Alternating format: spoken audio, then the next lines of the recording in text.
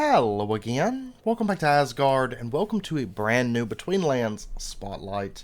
Today we are going to be covering the Netfish and Chill update, which actually adds quite a bit. I've had the privilege and the honor of kind of actually getting to play with this mod for a bit now, and getting it integrated into Tails and kind of getting some hands-on experience with it. It's a great update, adds a literal ton of content and a lot of content that I'm personally a huge fan of, which does revolve around fishing and the aquatic aspect of the Betweenlands. It's the primary focus of the update. Now, before we get into all the new features that are added within this update, I do just kind of want to quick fire through some, not all, of the bug fixes and changes, just some of the ones that I think we should take note of. If you want more information on that, you can always check the changelog. There was a lot of just small balancing things. There was some stuff related to advancements, some advancement trees reworked, there was some new advancements added, and so on.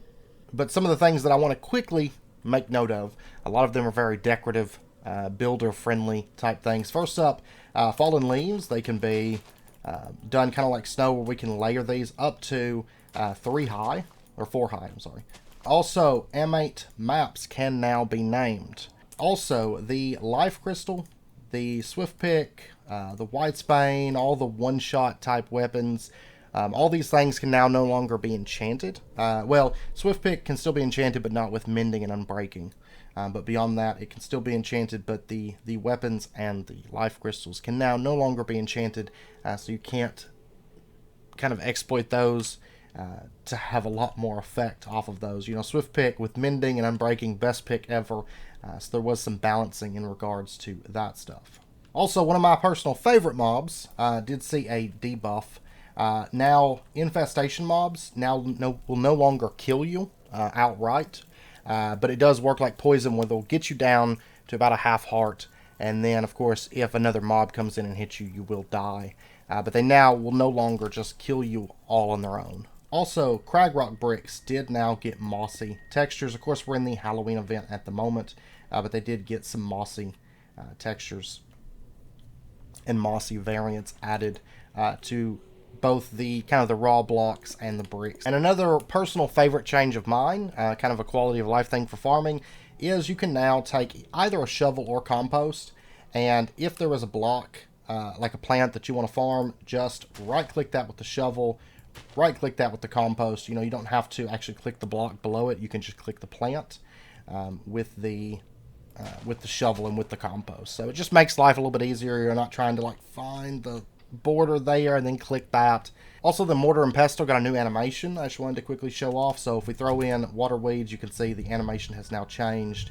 And it's kind of got this really fluid, where it kind of speeds up and then slows back down. Kind of this fluid turn animation, which I absolutely love that. Just a little tweak there. And in the vein of it being a water update, most of the water plants got animation, so you can see some kind of swaying here. If we throw in some grass, we throw in some swamp kelp, you're going to see a lot more kind of motion and life to the underwater areas. Also, a very big impactful change is lurkers and anglers. If they kill each other now, they will no longer drop items. This is a very big change, because you're not going to be able to farm lurker skin and angler teeth and stuff like that just by going near the water. Normally, in the past, there was just tons of that stuff. Now, no longer is that the case. You actually will only get those drops if they are player killed now. Also, lurker skin pouches saw a visual update. Now you will notice that they are very different in size based on the size that they are. And of course, this also applies to the various different levels. So if you make an 18 slot, it's going to be bigger than the 9, but smaller than the 36. If you make a 27, it's going to be larger than the 18, but smaller than the 36, so on. Hanger plants also now can be right-clicked with a white pair to turn those into seeded hangers. Also, a bunch of different creatures can now be farmed with nets, including the mire snail, which can now be collected, right-click, to get a mire snail, which of course then it works like the dragonfly and stuff. You can take it off, take it to your farm or something like that, and then just right-click it down to place it back into the world. A change that I really liked is climbing rope can now have lanterns attached to the bottom of those. I always looked like lanterns should be attached to a climbing rope, and they never could be. Now they can be attached to climbing ropes, which is great. Another great change is if you harvest swamp grass with a sickle, you will now get dead grass. Also, a couple changes related to bone wayfinders. First up, now they do require the sky to be able to use them, so you can no longer use them while within a dungeon or, you know, underground mining or something like that. You will have to have access to the sky in order to use those. Also, another really nice change is you can now place the bone wayfinders onto offering tables. You know, you hold shift and it will affect a group of players, which is quite nice, and then you can use that for teleporting back to your menhir. Also really nice to just have kind of a you know, a designated teleportation spot, so you don't have to carry those bone wayfinders on you. Also, there were some assorted changes. Tamed Emberling saw a lot of love with some buffs to their health and damage and stuff. But once again, if you want to check more in depth on those changes, that's just kind of a quick fire. The big takeaways for me personally. Now, also world generation. There is a couple new world generation items that will just generate naturally within the world. First up, there are Betweenstone pebbles, and I absolutely love these things. Sometimes you can get some really cool little textures there, like with the grass kind of poking up and stuff. And also in terms of decorating, you can place multiples. So if I click this again, you can see that I can place multiple Betweenstone pebbles up to 4. And then also there is Smoldering Peat, which does have kind of a particle effect, this kind of smog that comes up. Also worth noting, you will not take damage from this, so it can safely be used for kind of decorating your base a little bit. This will also now power an infuser, and in addition, you can use this with a Volarkite to get a boost up, just like you would normally with like fire or something like that. You can use the Smoldering Peat. And then before we dive proper into the fishing mechanic, I just wanted to make note of the fact that there is a new disc made. There's some new ambient music to the deepwater biome, and there was a new music track added for that. And so we'll throw that on for just a moment here, so you can kind of hear that for just a second.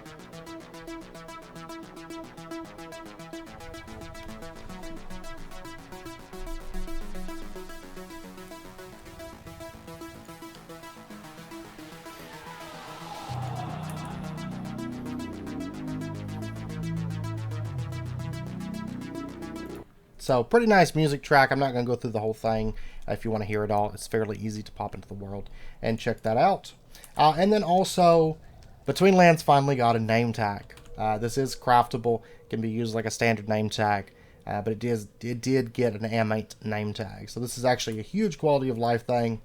It actually works out extremely well for me for tails, because I was able to cut out the stuff I had in place prior for name tags. And now I can just have a Betweenlands name tag that integrates better into things. Now, with fishing in the Betweenlands, there's a few different ways that you're going to go about catching fish. But we're going to start off with the basic fishing rod method, and then we'll move on. But first up, to get started, what you're going to need is you're going to need worms, and you're going to need a fishing rod. Now, there's a few different recipes here for the fishing rod. We'll talk about each of these. Normally, I don't spend a lot of time covering crafting recipes, but in this case we should. This is your basic recipe. So if you're needing to craft a weedwood fishing rod, this is the recipe that you're going to want to go with. Of course, this might be changed depending on pack, but this is the default recipe. You are going to have to make a fishing floating hook for that. This recipe right here is for repairing your fishing rod. So if it is damaged, you can do this recipe here with the reed rope and the floating hook, and then your damaged fishing rod to get a repaired one. So just a cheap way to repair your fishing rod as needed. And then this recipe right here is for manual baiting. So you're going to need either a tiny sludge worm or a tiny sludge worm helper with the fishing rod. Generally, you probably won't be manually baiting, but this recipe is here. I'm going to show you an easier way to bait your fishing rod. To get your worms, it is important that you make sure you're not in peaceful mode, because these will not spawn if you're in peaceful. But what you can do is right click as if you're digging the grass, and you'll notice that I just got a tiny sludge worm that'll spawn. And then we can just then, well, if I can target it, there we go, target the head of it. We can right click it and we will get a tiny sludge worm. So make sure that you have your net on you just whenever you're doing any kind of farming or anything like that, and you know, you'll get your sludge worms. And then what we can do is we can make this silk glass jar, and we can just take and right click our worms into that to actually fill this up with worms. So it actually will hold, like, I think it's eight worms. It does kind of get this visual texture, which is kind of cool. And it's also worth noting, which we're going to come back to this here briefly, but we can take these tiny sludge worms and we can put them into the mortar and pestle and just smash them up and just murder them.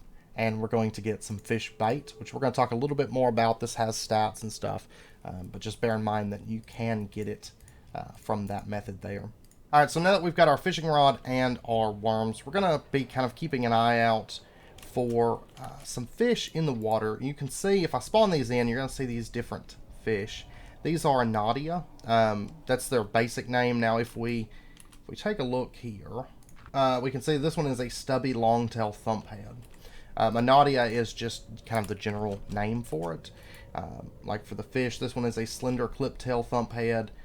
This one is a stubby fantail thumphead. This one is a slender clip-tail grazer. There's all these different tags that they can get, and it's all going to be kind of RNG as to what does spawn. But you can kind of tell based on size. If you see a really big fish, you might want to go for that over just coming across a pool of, say, small fish. And so then once we locate some fish, what we can do is we can either bait our hook manually, or we can just left click the silk glass jar, and you can see this one now has worm true. And as long as we have a worm on here, then we can just cast this into the water. Now you're going to notice this little mini game that comes up. Basically, you're trying to reel in the fish, and you want to stop reeling in whenever there's kind of stuff in your way. So like jellyfish, those boulders, weeds, and things like that. I missed that one. I almost had it, but I had some coral come in at the back end there. Also, be sure that you do have a net in your inventory. You're going to notice that whenever I pull out the Weedwood fishing rod, it puts a net in my offhand automatically. Make sure that it is within your inventory, because it's going to be required for actually catching your fish then. Now, the basic mechanics for this is you can hit right click to cast. You can hold right click to reel it in. And you do have to have a fish that'll notice it. It does have to have a worm to notice it. Once your bobber gets up to you, if you want to collect it, just target it and hit right click. Which actually, if you're standing like right on top of it and you hit right click, it'll automatically collect it. But if you're standing back, I tend to stand back a little bit. You're not going to be able to automatically collect it. Now you can also just hit like a different number here. Like if I hit 3, if I unequip it, it's going to pull up the bobber and everything, and then I'll have that back. Now you don't have to worry about with this, you don't have to worry about the worm getting eaten. It's only going to get eaten, or it's only going to dissipate off of the fishing rod whenever a fish eats it. Either you catch it or you don't catch it, but the fish is going to consume that worm as soon as it bites. Now let's go ahead and throw this back out. You're going to notice I got another fish here, and we're going to let these pass. The crab that's chasing you is basically the failure mark. I hit a couple things there, and that was my fault. And to some degree, it kind of comes down to RNG as to what little creatures that you get. Sometimes it is pretty difficult. You get a lot of stuff kind of cluttered there, especially at the beginning, and you can't get a whole lot of distance between you and the crab. This one looks like I'm going to catch it, no problem. And now you're going to see a little icon there that shows the net catching the fish. What I have to do is I have to reel this in until I get it right up here. And there we go. This one was pretty small, so it was kind of hard to catch. The bigger ones, as soon as they come up to you, the net's going to grab them. It's automatic, so just keep reeling that in till the fish gets pulled up to you. This one took, it took me like 4 tries to get this one. Took a little bit, but you can see I have a slender long-tail thumphead. Status is freshly caught. Health is 10 out of 10. Size, we have a size, stat, speed, strength, stamina. And you'll notice the most important thing here to note is the status freshly caught. Okay, there's a whole new thing that we're going to get into related around stench. It's a new Betweenlands mechanic related around stench, and carrying these fish around with you for a really long time is going to cause them to rot. And what happens with rotted fish is they start to stink. Can be pretty difficult, but it all depends on you being sure to dodge stuff. Also, something I should make note of. Let me cast this back out there and see if I can grab something and show you. If I just hold, I should be able to just grab these or interest these fish pretty easily. There we go.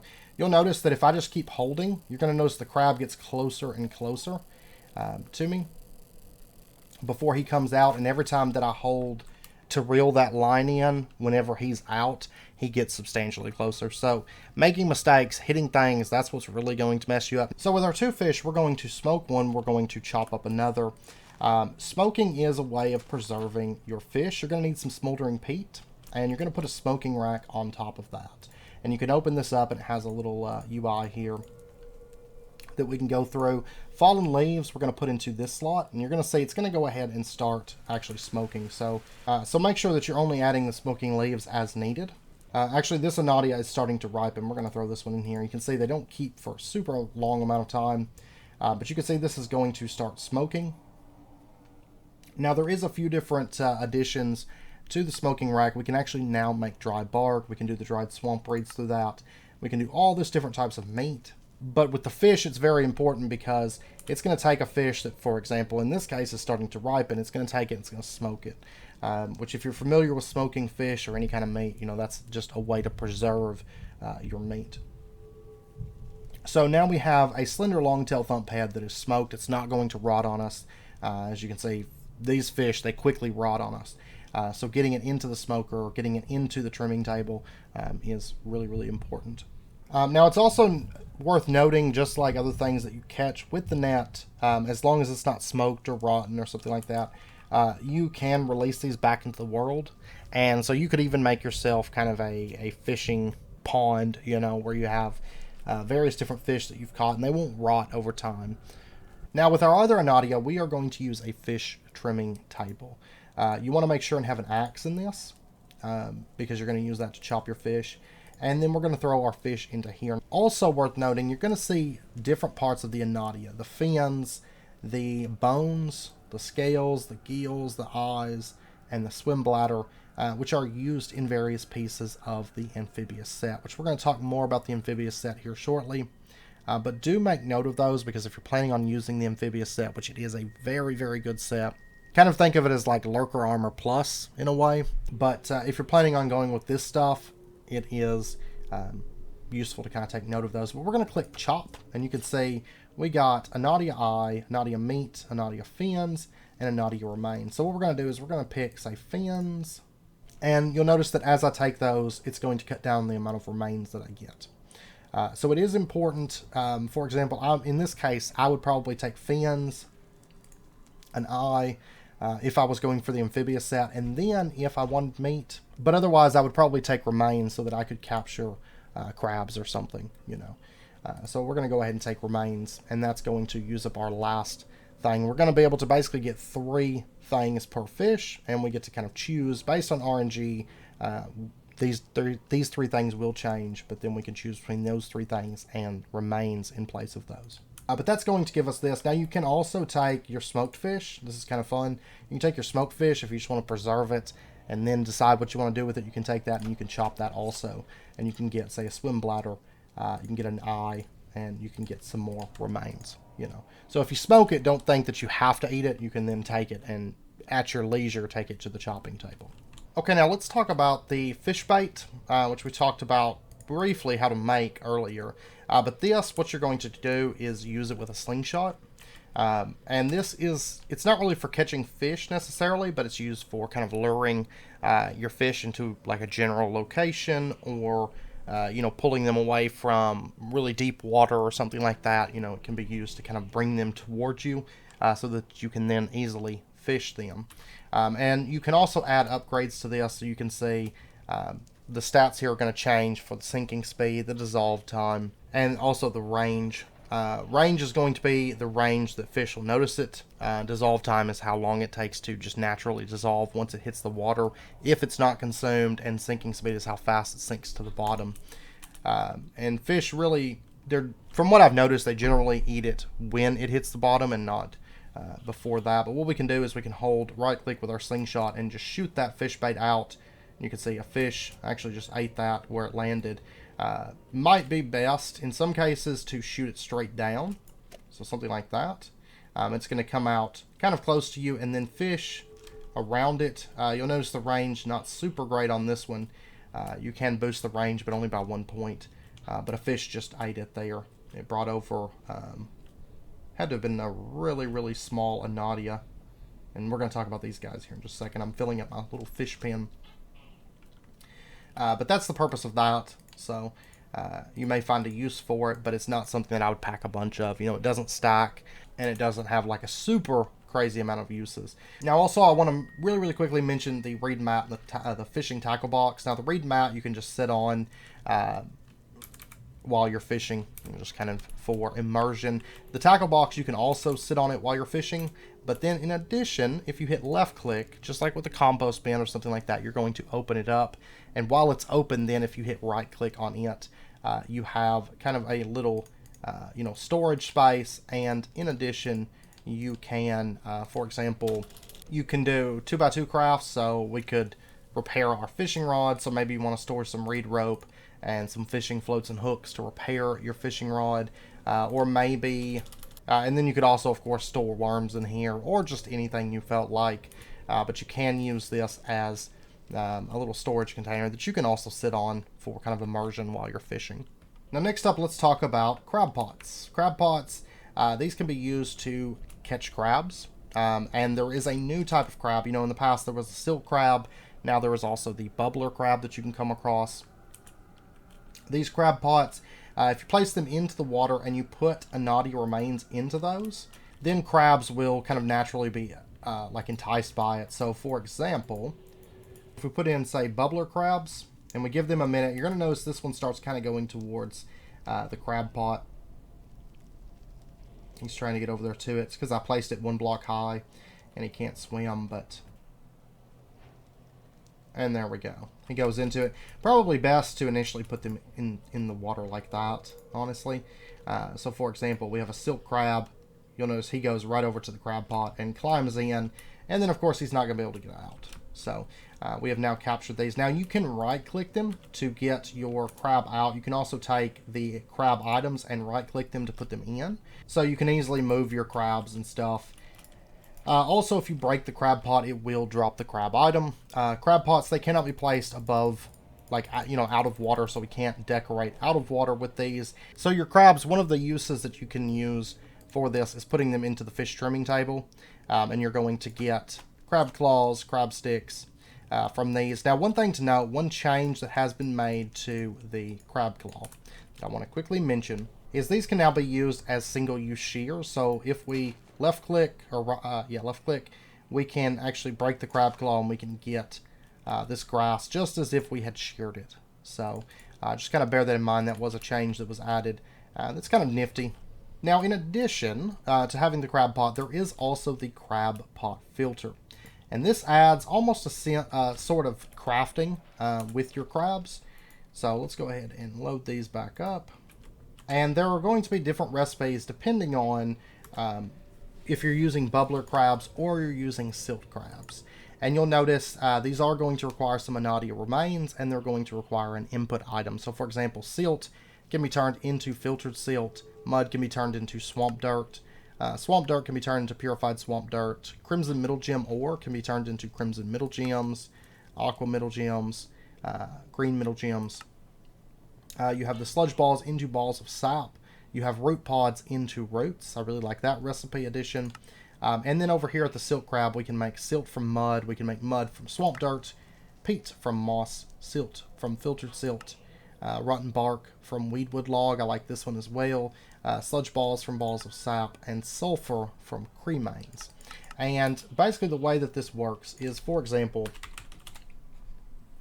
if we had middle gem ore, we put some Anadia remains into here, and we put our aqua middle gem. Well, actually, I think it's this one that does the aqua middle gem, right? This is the bubbler crab.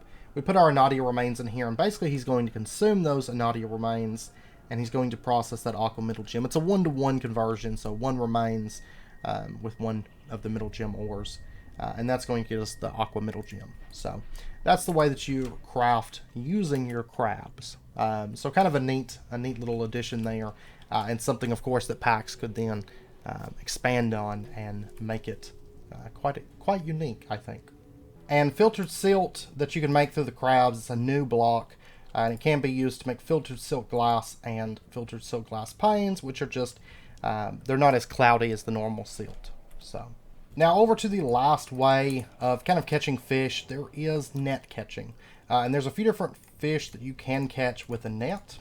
First up, we have jellyfish, which is a new mob that's added, and you can right click those and get your jellyfish and then place those back down. There is also the cave fish, which is this cute bubbly-eyed goldfish. You can see it kind of like sprouts out into more of them. You can capture this one and take it back for, say, fish tanks or something like that. And then there is the olm, which is basically the old blind cave fish, which has now been renamed as the olm, and you can capture these as well. Now the olms, there is some added functionality to them, which we're going to get into in just a moment. Also worth noting, there is the cave jellyfish. This one cannot be captured with a net. And these cave jellyfish, when they're killed, and I believe regular jellyfish too, they do have a chance to drop glowing goop. But this is craftable. Probably just craft it generally. And this is a light source block that you can chuck. Well, it didn't latch onto that because the vines, but you can chuck and it'll stick onto blocks and things. So for example, onto this weedwood log.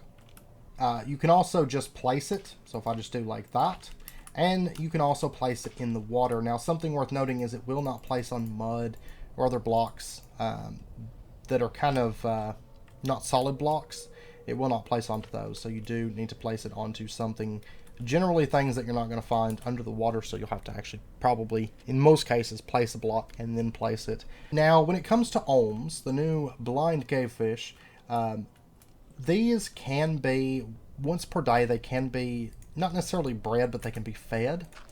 And so what we can do is we can take and right click these with Snot, and you're going to notice that they will drop these olm egg clusters.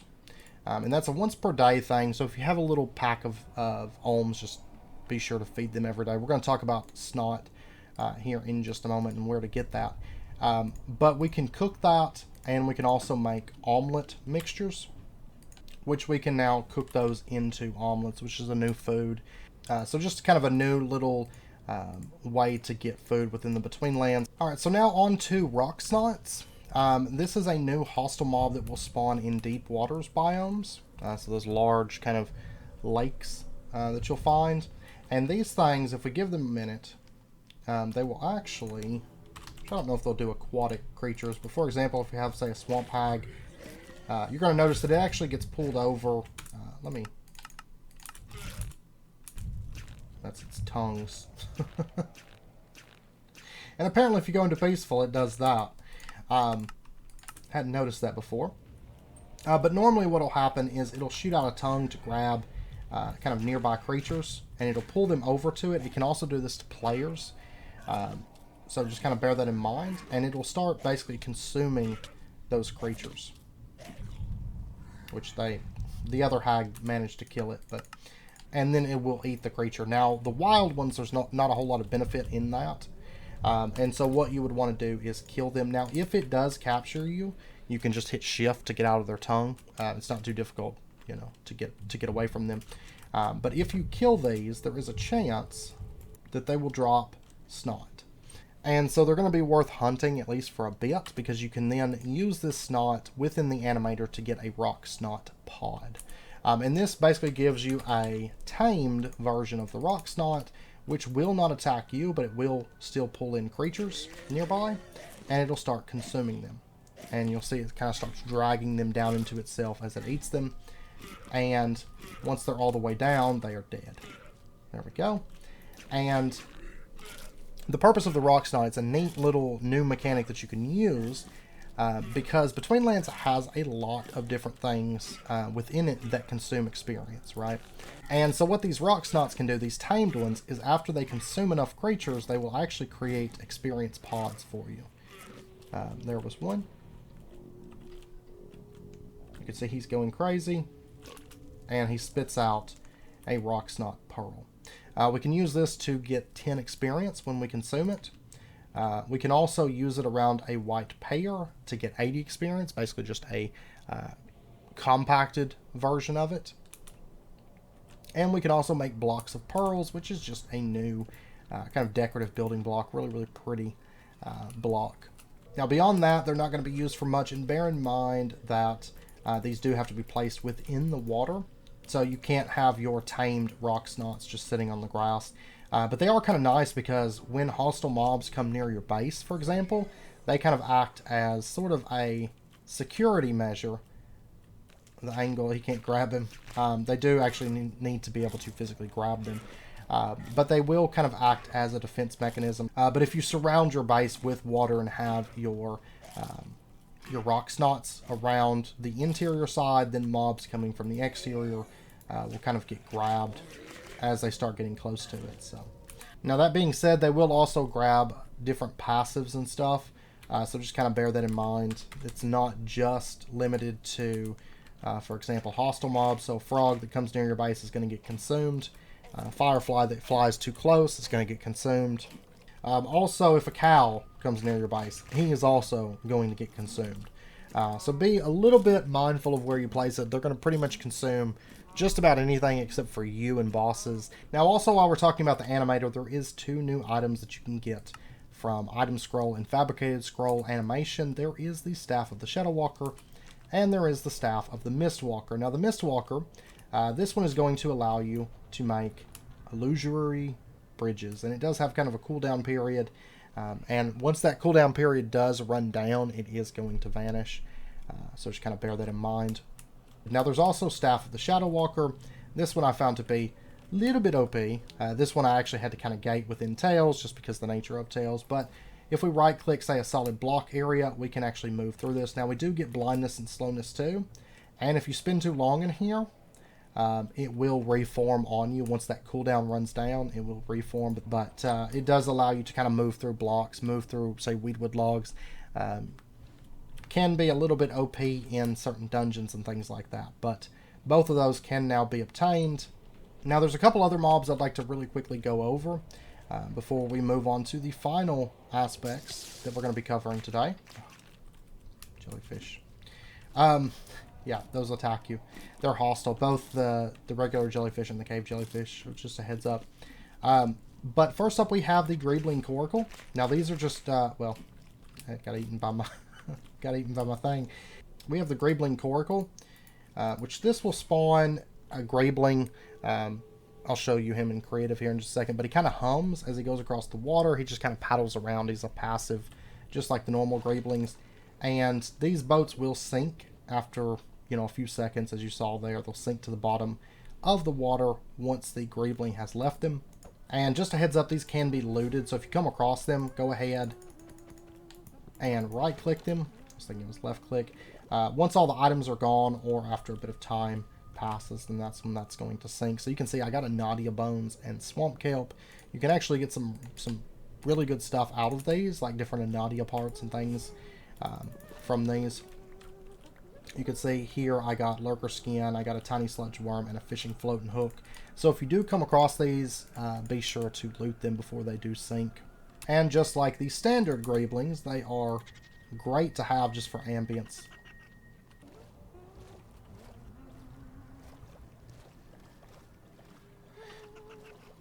Yeah, you can hear that one kind of humming there.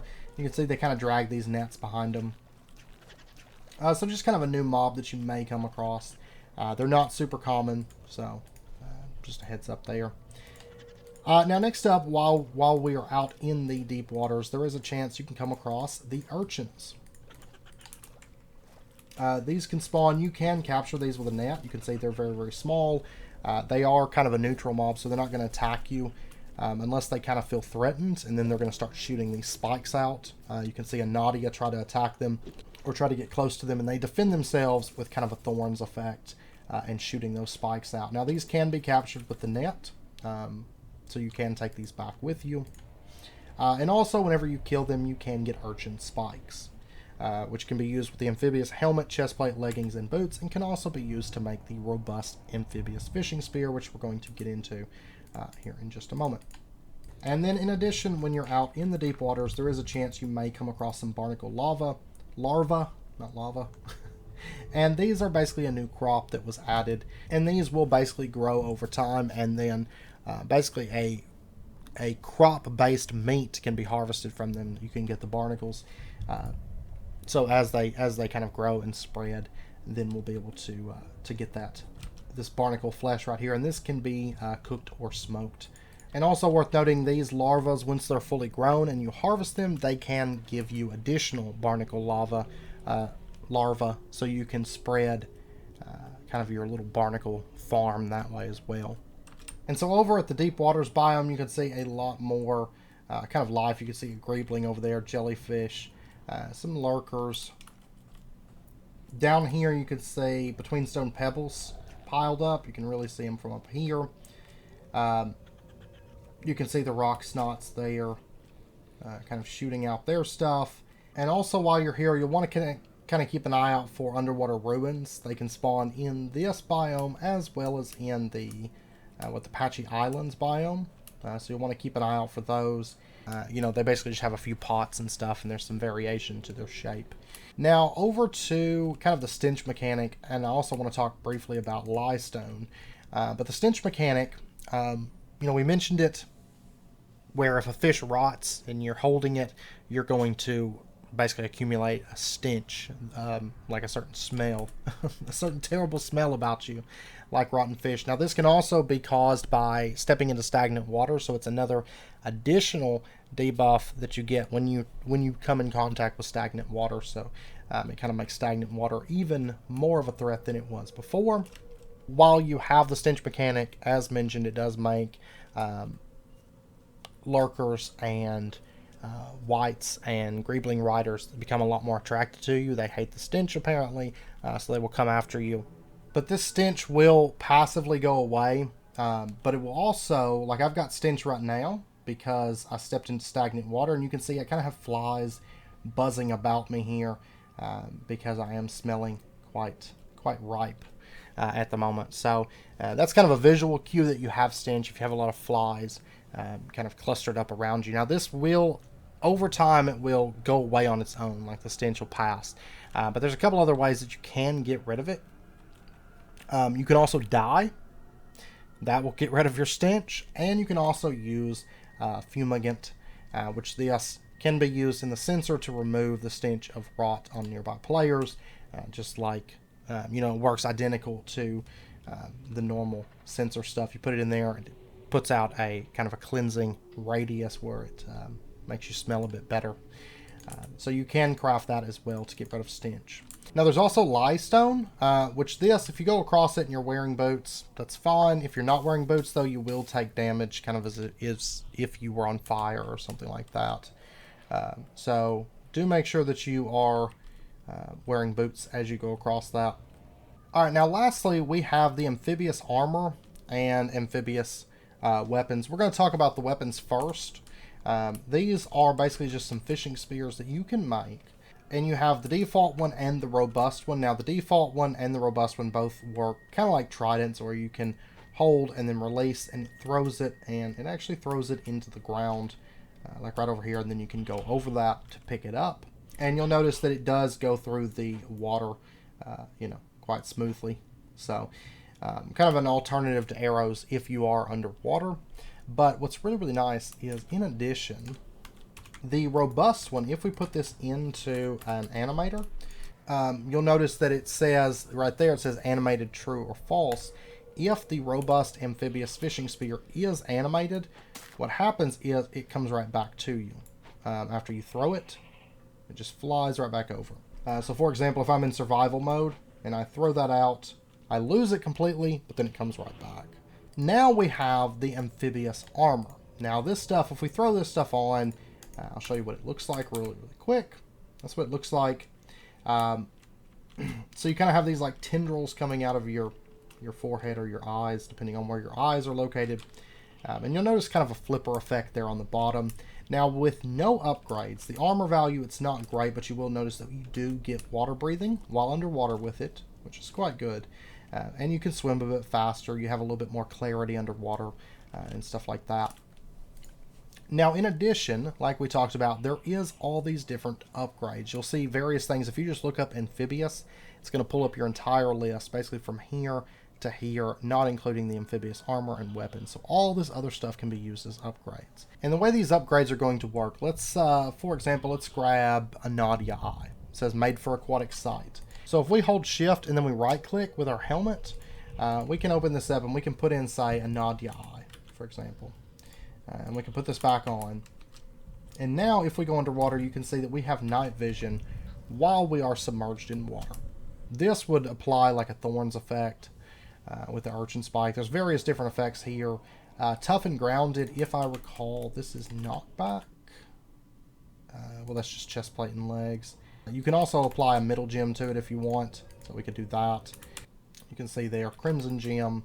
And it's also worth noting with this set that you do kind of bob in the water at kind of a stationary spot. So you can stay right at the top of the water. You've got your water breathing, you got night vision, all those nice things while in the water.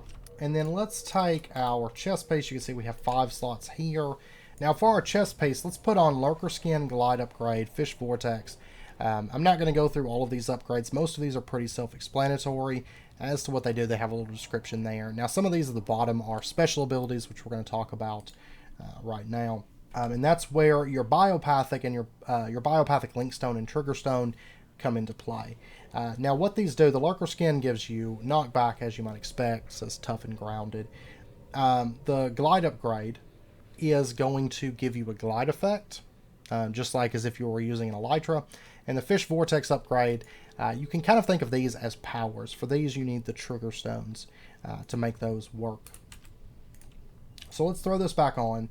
We'll go over the biopathic link stone first. If you hit shift or hold shift and hit right click, you can toggle through different effects, right? And so we're going to select glide, and then we're going to release shift, and we can toggle this true or false. We're going to leave it as true.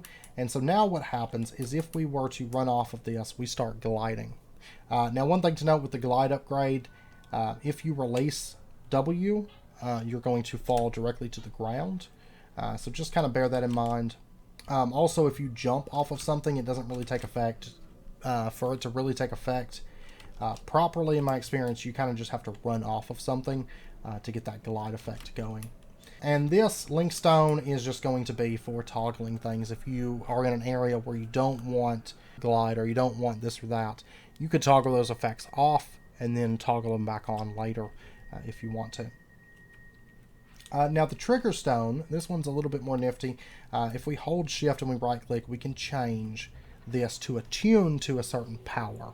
So in this case, this is going to be our vortex power. And so if we pop underwater and we hit the trigger stone, it's going to do our vortex. You can see it causes that fish to kind of get, that angler to kind of get some little fish particles that are kind of swimming around it, and it basically raises him up into the air with fish, and he's like constantly spinning and stuff. You kind of suddenly are basically a shulker, and you can keep using this to keep levitating them higher and higher, and then allowing them to drop, as well as use it as a crowd control. So, and then there's also the electric ability. So if there's a mob nearby, you can shoot electrical zaps. The range is not super far. What I just shot there, but you can see that for me to hit that mire snail, I have to be about 4 blocks away. But it does give you kind of a nice chain lightning effect. You can see it does bounce between mobs. And then there's also urchin spikes. So if we have that, we can hit right click to shoot urchin spikes all around us. So quite a few cool little upgrades. Like I said, I'm not going to go over all of them. I mean, that's honestly, we've covered, I think, the majority of them, but pretty self-explanatory stuff. And also just bear in mind that if you want the effects of the middle gem with the amphibious armor, you will need to apply that via a slot and not through the crafting grid. So make sure that you do save a slot for those. But anyways, with that, we've covered pretty much everything for the new update to get you guys on the right track as far as fishing and exploring the depths goes within this update. So pretty big update. I love all the additions to the fishing system and enjoy it quite a bit more than the vanilla Minecraft fishing, to be sure. But now with that, we are going to wrap up this episode here. So I hope you guys enjoyed it. If you did, as always, be sure and hit that like button and go ahead and subscribe if you're not already to stay updated with when new videos come out. And once again, a very big thank you to the Betweenland devs for all the work that they put into this mod, because it keeps growing and it's all like super quality content. You always know that with an update to Betweenlands, it's going to be quality content that a lot of work and thought has went into. So once again, a big thank you to them for yet another amazing update. So anyways, I hope to see you guys next time. Until then, as always, do take care, stay safe, and I'll see you guys then.